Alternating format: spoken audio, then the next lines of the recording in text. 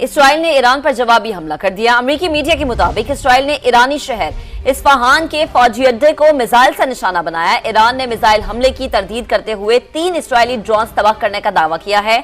لیکن حقیقت میں اسرائیل کو جارحانہ کارروائیوں سے باز رکھنے کا واحد جو طریقے ہیں وہ 3 ہیں، یا تو اس پہ اقتصادی پابندیاں لگائی جائیں، یا اس کے جنگ کے جوابی کارروائی اتنی شدید ہو جس کا وہ افورڈ نہ کر سکے، یا پھر یہ کہ داخلی سطح پہ جو سیاسی دباؤ ہے اپوزیشن کا وہ اتنا حکومت کے خلاف بڑھ جائے کہ آپ کی وجہ سے ہماری معیشت کا نقصان ہو رہا ہے، آپ نہ کریں۔ لیکن بدقسمتی سے یہ تینوں چیزیں آپ کو اس وقت نظر نہیں آ رہی۔ اسٹرائک جو ایران کے اندر ہوئی ہے، obviously ایک چیز تو کلیئر ہے، the region is getting more volatile، ٹھیک ہے جی، اور پاکستان کی سرحد ایران کے ساتھ موجود ہے، so more it get volatile ہمارے لیے مسائل پیدا ہو سکتے ہیں جی۔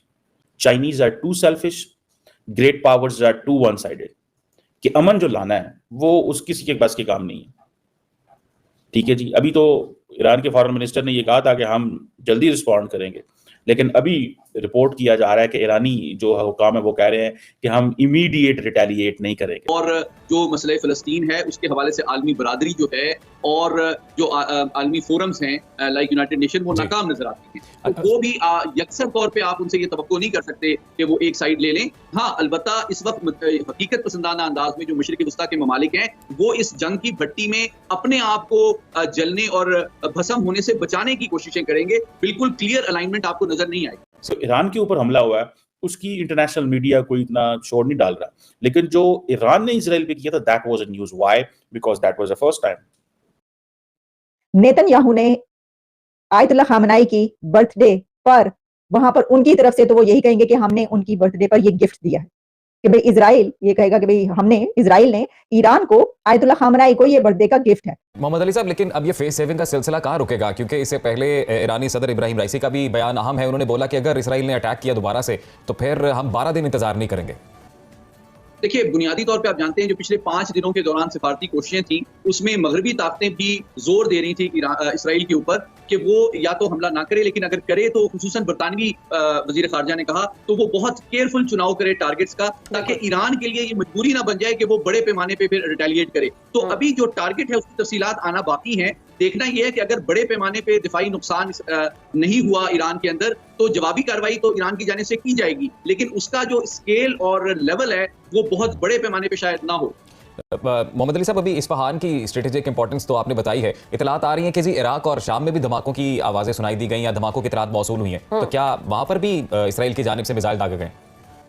جی وہ میں سمجھتا ہوں کہ اسرائیل کی جنگی حکمت عملی کا حصہ ہے، کیونکہ اس کو اس بات کی توقع ہے کہ اگر میں ایران پہ براہ راست حملہ کروں گا تو ایران کے جو پراکسیز یا سپورٹنگ جماعتیں ہیں اور گروپس ہیں شام میں، اردن میں، عراق میں یا لبنان میں، وہ بھی اسرائیل پر جوابی کارروائی میں مطلب شریک ہو سکتے ہیں۔ تو ان کے اوپر بھی حملہ کرنا، ان کو بھی ایک میسج دینا ہے کہ اگر آپ انڈائریکٹلی بھی ایران ان گروپوں کے ذریعے سے جوابی کارروائی کرتا ہے اسرائیل کے خلاف تو ان کو بھی میسج دیا جائے کہ آپ بھی میرے ہٹ لسٹ اور ٹارگٹ پہ ہیں، تو مزید سخت کارروائی سے باز رہیں۔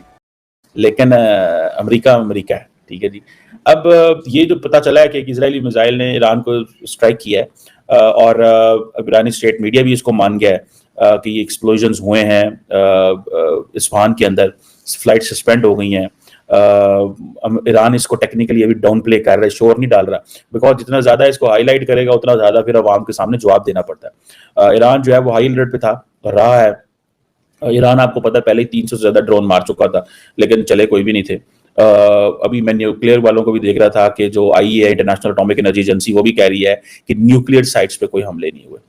سو نیوکلیئر سائٹس پہ تب حملے ہوتے ہیں جب بالکل ایگزسٹینشیل تھریٹ ہوتا ہے، بیکاز اس وقت آپ کو پتا ہوتا ہے کہ بھائی چیزیں اب نہیں ہوں گی۔ اس کے ساتھ ساتھ جو جتنی بھی شپس ہیں گلف کے اندر ان کو الرٹ کر دیا گیا ہے۔ ایک برٹش سیکورٹی فرم ہے ایمبرے، انہوں نے کہا ہے کہ جتنی بھی کمرشل شپس ہیں جو عربین گلف سے گزر رہی ہیں اور ویسٹرن انڈین اوشن سے گزر رہی ہیں، الرٹ رہیں، ڈرون ایکٹیویٹی بڑھ گئی ہے، کیونکہ ایران نے آپ کو پتا ہے کہ ریسنٹلی جو ایک کمرشل شپ پکڑی تھی اسٹریٹ آف ہارمز سے گزری تھی اس کے حوالے سے۔ اور یہ اب دیکھیں کہ ڈائریکٹ جو جسے وہ کہتے ہیں نا، یہ ٹٹ فار ٹیٹ ہے، ٹھیک ہے جی۔ ایران اب کیا کرے گا؟ ایران تو کہہ رہے ہیں کہ ہم ایک ٹینیسٹ انویژن جو ہوگی چھوٹی سی چھوٹی، اس کا میسو اینڈ ہارش رسپونڈ کریں گے۔ اٹ مینس اب ایرانیئنز بیٹھ گئے ہیں، دے ول پلان اٹ کہ نیکسٹ اٹیک کیا کرنا ہے۔ یہ جو نیکسٹ اٹیک کیا کرنا ہے، دیکھیں میری بات سنیں، who is to stop who will stop attack on Israel? The Americans, the British, and the Israel. So why international powers have failed to do this? When the State Department is saying, अगर आप चले जाए थोड़ा सा पीछे चले जाए, जिस दिन ये अटैक हुआ, स्टेट डिपार्टमेंट जो है वो ये कह रहे हैं कि हम एस्केलेशन के हक में नहीं है. अगर इजराइल कोई अटैक करेगा ईरान के ऊपर तो हम सपोर्ट नहीं करेंगे, हम सिर्फ डिफेंस में हैं आपके.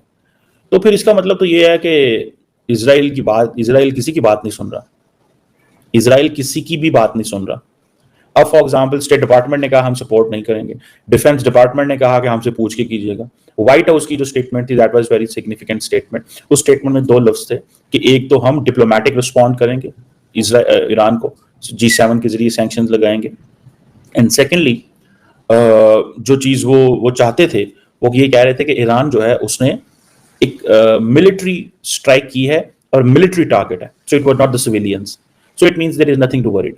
अब क्वेश्चन ये है कि ये जो चीजें शुरू हो गई हैं कि if the Americans can not stop Israel and the waste can not stop Israel and the western world can not play a role in D-escalation, तो होम शैल वी नॉक?